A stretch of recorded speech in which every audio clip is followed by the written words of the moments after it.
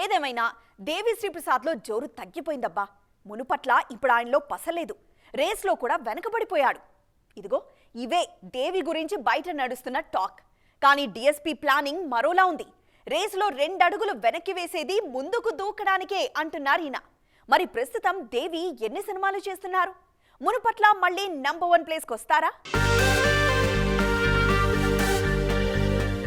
తెలుగులో number 1 music director ఎవరు అంటే తన పేరు కాకుండా మరో పేరు చెప్పలేని స్థాయిలో చాలా ఏళ్లపాటు మ్యూజికల్ మ్యాజిక్ చేశారు దేవిశ్రీ ప్రసాద్. కానీ ఆ జోరు, స్క్రీన్ మీద దేవి పేరు మునుపటిలా కనిపించట్లేదు. పాటలు వినిపించట్లేదు. ఎవరొప్పుకున్నా లేకున్నా ఇదే నిజం. 2023లో కేవలం వాల్తేరు వీరయ్యకు మాత్రమే సంగీతం అందించారు దేవి. ఇదే సమయంలో తమన్, అనిరుద్ధ్ వరుస సినిమాలు చేస్తున్నారు. అయితే 2024 మాత్రం అలా ఉండదంటున్నారు దేవి. గ్యాప్ తీసుకున్నా కూడా గ్రాండ్ కమ్ బ్యాక్ ఇస్తున్నారు. ఓవైపు పుష్ప 2, మరోవైపు చందు మొండేటి తండేల్, ఇంకోవైపు ధనుష్, శేఖర్ కమ్ల కుబేరా, విశాల్ రత్నం లాంటి క్రేజీ ప్రాజెక్ట్స్ కు సంగీతం అందిస్తున్నారు. పుష్ప 2, తండేల్, కుబేరా అన్ని పాన్ ఇండియన్ సినిమాలే.